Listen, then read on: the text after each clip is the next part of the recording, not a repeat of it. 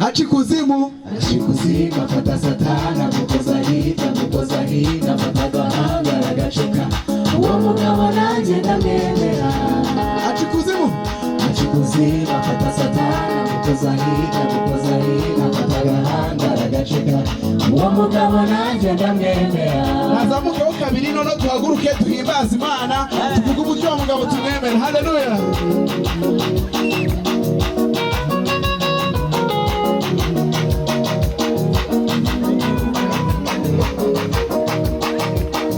Umugabo nanjye ndamwemera. Uwo mugabo nanjye ndamwemera. Uwo mugabo nanjye ndamwemera.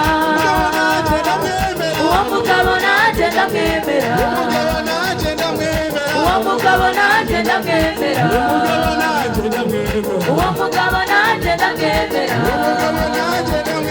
Uwo mugabo nanjye ndamwemera. Achikuzimu fata satana mukoza hita matagahanga ragaceka uwo mugabo nanjye ndamwemera.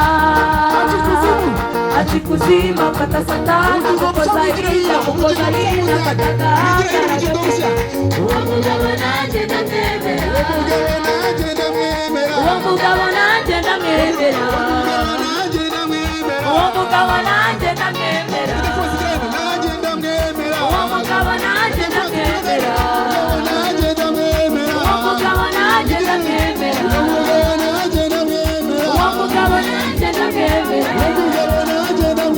Uwo mugabo nanjye ndamwemera. Uwo mugabo nanjye ndamwemera. Uwo mugabo nanjye ndamwemera. Achikuzimu fata satana mukoza hita matagahanga. Sawa. Achikuzimu fata satana mukoza hita matagahanga ragaceka uwo mugabo nanjye ndamwemera. Shima.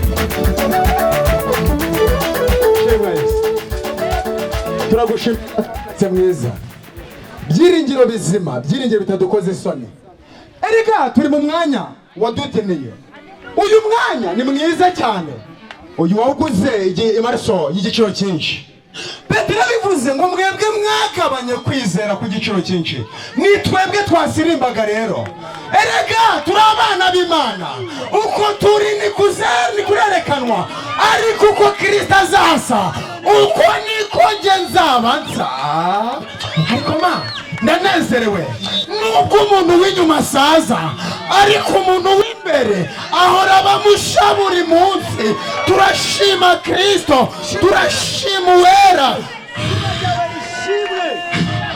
baducunguye Pawulo arabivuga avuga iby'isi nubwo mubona ntabwo iby'isi bimbona nk'ubambwe nanjye nkabibona nk'ibibambwe niyo mpamvu tugiriye umudendezo muri Kristo Yesu uyu mwami nashimwe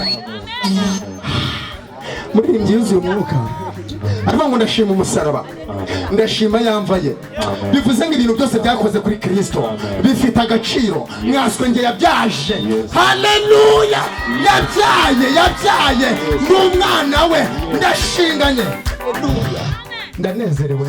ndanezerewe cyane Kristo urakoze.